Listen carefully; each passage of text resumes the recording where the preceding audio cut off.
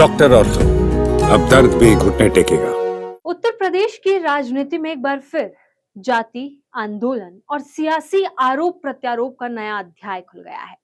केंद्रीय शिक्षा मंत्री पद से धर्मेंद्र प्रधान के इस्तीफे के बाद अब सवाल सिर्फ एक मंत्री के जाने का नहीं, बल्कि उस राजनीति का है जिसमें हर मुद्दे को जाति के चश्मे से देखा जा रहा है।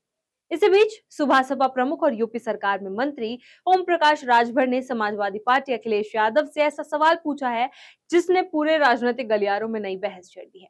नमस्कार, मैं कीर्ति भारद्वाज, चैनल 4 न्यूज यूपीओके में आप सभी का स्वागत है। राजनीति में कई बार एक सवाल हजार भाषणों पर भारी पड़ जाता है। इस बार सवाल पूछा है ओम प्रकाश राजभर ने और जवाब मांगा है अखिलेश यादव से। राजभर ने सोशल मीडिया प्लेटफॉर्म एक्स पर लिखा, अगर पूर्व केंद्रीय शिक्षा मंत्री धर्मेंद्र प्रधान की जाति कुर्मी की जगह यादव होती, तब भी क्या आप उनका इस्तीफा मांगते या फिर उनका बचाव करते? बस यहीं से शुरू हो गई नई सियासी जंग। ये सवाल सिर्फ धर्मेंद्र प्रधान तक सीमित नहीं रहा।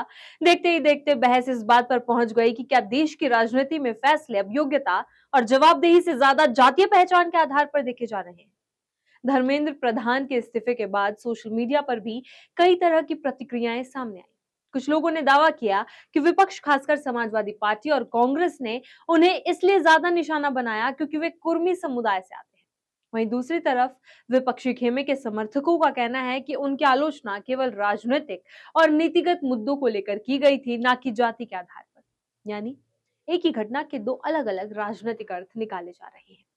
इसी बीच उत्तर प्रदेश में यह मुद्दा और इसलिए भी अहम हो गया क्योंकि यहाँ ओबीसी वोट बैंक की राजनीति हमेशा चुनावी समीकरण तय करती रही है। यादव, कुर्मी, निषाद, राजभर, मौर्य, पटेल जैसे समुदायों का राजनीतिक प्रभाव किसी से भी छिपा नहीं है। ऐसे में धर्मेंद्र प्रधान का मुद्दा अब सिर्फ दिल्ली तक सीमित नहीं रहा, बल्कि यूपी की सियासत का भी बड़ा विषय बन गया है। राजभर का सवाल सीधे अखिलेश यादव की राजनीति पर निशाना माना जा रहा है।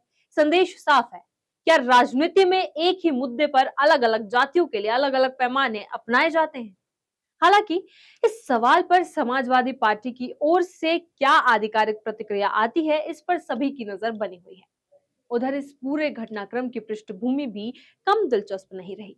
कांग्रेस जनता पार्टी के नेतृत्व सोनम वांगचुक के अनशन और जंतर मंतर पर जेनजी के लंबे विरोध प्रदर्शन के बाद धर्मेंद्र प्रधान ने केंद्रीय शिक्षा मंत्री पद से इस्तीफा दिया। आंदोलन से जुड़े लोग इसे अपनी पहली बड़ी राजनीतिक सफलता बता रहे हैं। बताया जा रहा है कि एक व्यंग्यात्मक टिप्पणी से शुरू हुआ यह अभियान धीरे धीरे सोशल मीडिया से निकलकर सड़कों तक पहुंचा और फिर राष्ट्रीय बहस का विषय बन गया। समर्थकों का दावा है कि इस आंदोलन ने यह साबित किया कि डिजिटल प्लेटफॉर्म पर शुरू हुई आवाज अगर लगातार लोगों का समर्थन हासिल करे तो वो बड़े जन आंदोलन का रूप ले सकती है। अब सवाल यह है कि क्या धर्मेंद्र प्रधान के इस्तीफे के बाद ये राजनीतिक लड़ाई यहीं खत्म होगी या फिर ये मुद्दा आने वाले चुनावों में नई जातीय और सामाजिक गोलबंदी का आधार बनेगा? क्योंकि उत्तर प्रदेश की राजनीति में जाति सिर्फ पहचान नहीं, बल्कि चुनावी गणित भी है। और जब कोई बड़ा राजनीतिक घटनाक्रम इस गणित से जुड़ जाता है, तब बहस सिर्फ एक व्यक्ति की नहीं रहती, बल्कि पूरे सामाजिक समीकरण की बन जाती है।